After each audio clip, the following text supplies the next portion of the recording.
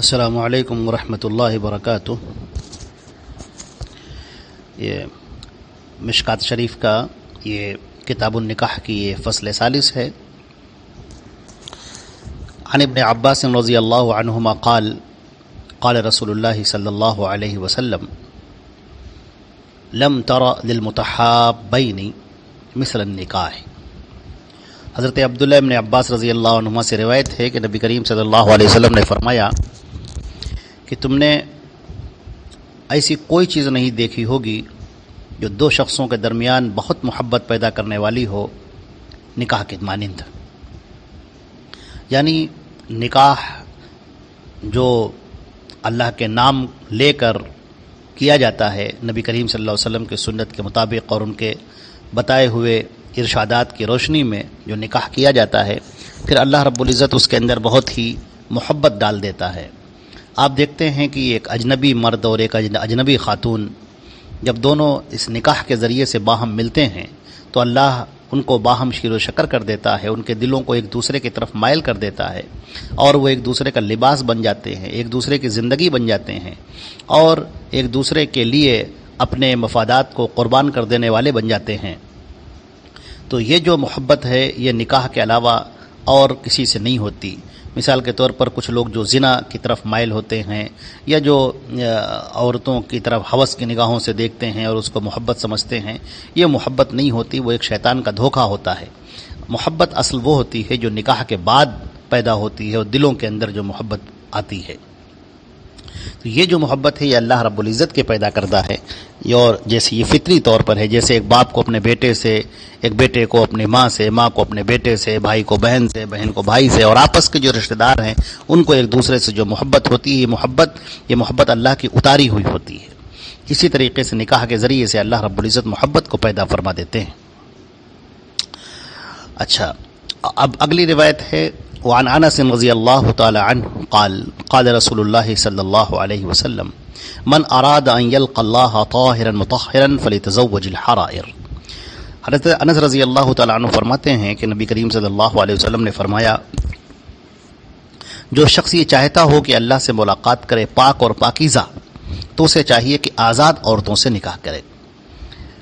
دیکھیے اصل میں یہ تھا کہ لوگ زیادہ تر باندیوں اور لونڈیوں کی طرف مائل ہوتے تھے اس زمانے میں، کیونکہ وہ جو ہیں ان کے اوپر سے زیادہ ذمہ داریاں نہیں ملتی تھیں، ذمہ داریوں سے ادائیگی ہوتی تھی۔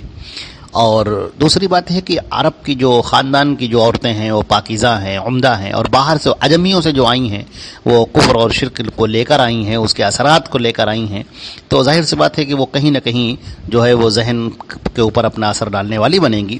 تو آزاد عورتیں لونڈیوں کے بنسبت زیادہ لطیف اور پاک ہوتی ہیں، اور اس کا ہو سکتا ہے یہ بھی مطلب ہو کہ جو کوئی آزاد عورتوں سے نکاح کرے گا تو اس کی نگاہ اجنبی عورتوں کی طرف نہیں اٹھے گی اور وہ اکثر گناہوں سے بچا رہے گا۔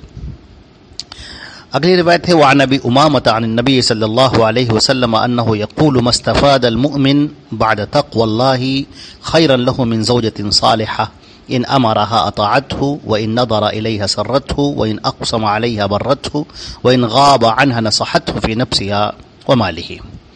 رواہ ابن ماجہ۔ تو یہ تینوں روایتیں ابن ماجہ ہی کی ہیں۔ حضرت ابو امامہ نبی کریم صلی اللہ علیہ وسلم سے روایت کرتے ہوئے فرماتے ہیں کہ مومن نے اللہ تعالیٰ کے تقوی کے بعد جو چیز سب سے بہتر اپنے لیے حاصل کی وہ نیک بخت بیوی ہے۔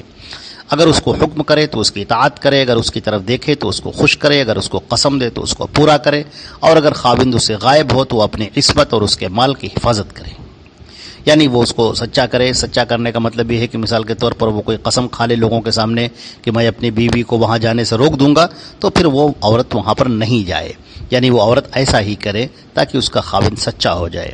اور بعض لوگوں نے یہ مطلب بیان کیا ہے کہ خاوند اگر کسی بات پر عورت سے قسم لے لے تو عورت اس قسم کو سچا کر دے اور اپنی قسم کے خلاف نہ کرے، اور اپنے سطر کو محفوظ رکھے، اپنی عصمت کی حفاظت کرے، یعنی اس کو ضائع نہ کرے۔ حضرت انس رضی اللہ تعالیٰ عنہ فرماتے ہیں قال قال رسول اللہ صلی اللہ علیہ وسلم اذا تزوج العبد فقد استكمل نصف الدین فلیتق اللہ فی نصف الباقی۔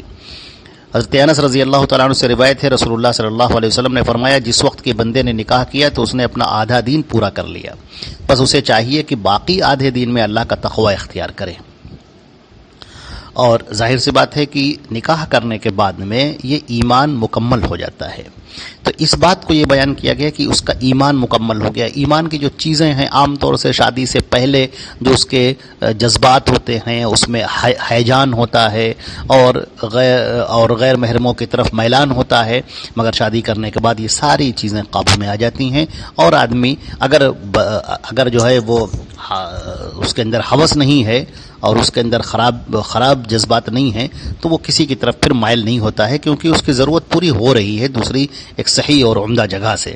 تو باقی چیزوں میں وہ اللہ کا تقوی اختیار کرنا چاہیے. حضرت عائشہ رضی اللہ تعالیٰ عنہ فرماتی ہیں قال النبی صلی اللہ علیہ وسلم ان اعظم النکاح برکۃ ایسرہ مؤونۃ، کہ سب سے بابرکت نکاح وہ ہے، نبی کریم صلی اللہ علیہ وسلم نے فرمایا، جس کے اندر سب سے کم خرچہ ہو. آپ دیکھ رہے ہیں کہ سب سے کم جو خرچہ ہوگا وہ بہت زیادہ بہتر ہے، مگر آج کل ایسے حالات بن چکے ہیں کہ لوگ نکاحوں میں زیادہ سے زیادہ خرچہ کرنا اور کو اپنا شان و شوکت دکھانا یہ بہت بہتر سمجھتے ہیں، حالانکہ یہ سماج کی برائیوں کی جڑ ہے، مصیبتوں کی جڑ ہے. زیادہ سے زیادہ نکاح کو آسان ہونا چاہیے، کم خرچہ ہونا چاہیے، اور شادیاں بالکل آسان ہو جائیں، بالکل آسان، یہاں تک کہ زنا مشکل ہو جائے. اور جب شادیاں مشکل ہوں گی تو پھر زنا کی طرف لوگ راغب ہوں گے اور زنا آسان ہو جائے گا. تو معاشرے کو فساد سے، بگاڑ سے بچانے کے لیے ضروری یہ ہے کہ نکاح کو آسان بنایا جائے، اور نوجوانوں کی ذمہ داری بڑھ کر ہے کہ وہ اس کو آگے بڑھیں اور نکاح کو آسان بنانے کی فکر کریں. نکاح آسان ہو، خرچہ اس میں کم ہو، اور کوئی بوجھ نہ ہو کسی کے اوپر. یہ ایک شریعت کا حکم ہے اور اس کو اچھی طریقے سے سنت کے مطابق ادا کیا جائے. تو یہاں سے یہ ایک باب جو ہے متعین ہوتا ہے، ایک باب کا اختتام ہوا. اب اگلا جو باب ہوگا وہ انشاءاللہ یہ ہوگا کہ باب النظر الی المخطوبہ و بیان العورات، یعنی مخطوبہ کو دیکھنے اور سطر وغیرہ کا بیان، وہ انشاءاللہ اس کے آگے بیان کیا جائے گا.